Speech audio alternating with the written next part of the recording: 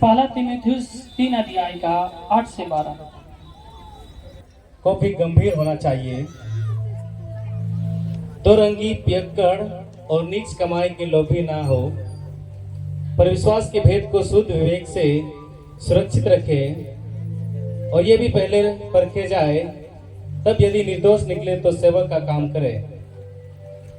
इसी प्रकार से स्त्रियों को भी गंभीर होना चाहिए, दोष लगाने वाले ना हो, पर सचेत और सब बातों में विश्वास योग्य हो। सेवक एक पत्नी के पति हो और बाल बच्चों को अपने घरों का अच्छा प्रबंधन करना जानते हो। हालेलुया। देखिए, सेवक के बारे में और एक जगह लिखा है कि वो एक पत्नी व्रत हो।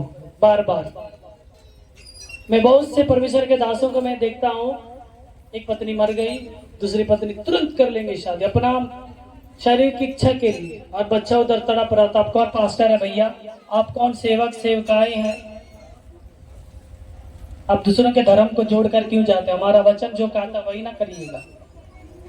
उससे होता क्या है, आपके घर में तंगियां आ जाती, बीमारियां आती है, फूट डाला जाता है और लड़ाई झगड़ा स्टार्ट हो जाती है, और वहां पे बात आ जाता है सौतेलापन का। इसलिए परमेश्वर के वचन में, कलाम में लिखा है, जो कलीसिया के सेवक होना चाहेंगे, जो डीकन होना चाहते हैं, उनके लिए वैसे सेवकों को भी गंभीर होना चाहिए। वो दो रंगी ना हो, दो तरफ फैसला करने वाला नहीं होना चाहिए।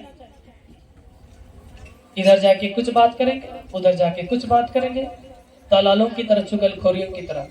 और कहा गया पियक्कड़ ना हो, नीच कमाई के लोभी ना हो।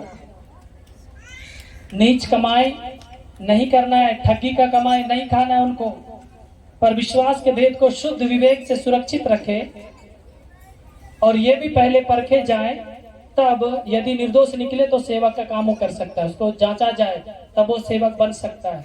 यदि सेवक बन गया और ये सब पाया जाता है तो आप परमेश्वर के अनुसार काम नहीं कर रहे, बल्कि शैतान के इशारे पर नाच रहे हैं। सिस्टर फादर हो, पास्टर हो, या कलीसिया के वॉलंटियर्स हो, या प्रचारक हो, महाशय हो, जो भी हो। इसी तरह स्त्रियों के बारे में भी कहा गया है, वो दोष लगाने वाली ना हो, पर सचेत और सब बातों में विश्वास योग्य होना चाहिए। जो परमेश्वर के दासी बनती है ना, उसके बारे में लिखा है, वे दोष लगाने वाली, चुगलखोर वाली नहीं होना चाहिए, और उनको भी एक पति के अधीन में रहना चाहिए। इधर उधर 17 पति ना कर ले, इससे तलाक ले ले और उस पति से शादी कर ले, वो अच्छा नहीं निकला उससे। मसीह लोगों में ये न होना बिल्कुल गलत है। और कहा गया, बाल बच्चों और अपने घरों का अच्छा प्रबंध करना जानते हो तो वे ही दासी परमेश्वर का बन सकती है, नहीं तो लेडीजों के लिए कम कहा गया, लेडीजों को कम ही कहा गया, वो परमेश्वर का सेवकाई कर सकती है। वो घर का अच्छा प्रबंध करे, परमेश्वर का दास का और कलीसिया का अच्छा इज्जत करे। आप पास्टर नहीं बन सकती, बनेंगी तो आप चुगलखोर ना हो और दूसरों को दोषी लगाने वाली ना होनी चाहिए। मसीह लोगों में देखता हूँ बहुत सी माता बहनें जो प्रार्थना मजबूत, उनका घर जाइएगा ना, मकड़ा जाली है, घर द्वार साफ नहीं है, जूठा कटा पिखा रहता है, नहाती नहीं है, प्रार्थना में आगे रहेगी। जब उनको बोलिएगा ना तो बोलेंगे प्रार्थना से नहाने का क्या ताल्लुक? तन और मन दोनों शुद्ध होना चाहिए, तो खुदा का रूह आपके घरों में वास करेगा, नहीं तो कोई फायदा नहीं है। और माँ, उनके घर में एक माँ है, पैर में घाव है, मक्खी बैठ रहा है, सुई दवा पट्टी मारम कुछ नहीं, और बाहर जाके बड़े बड़े भाषण करे।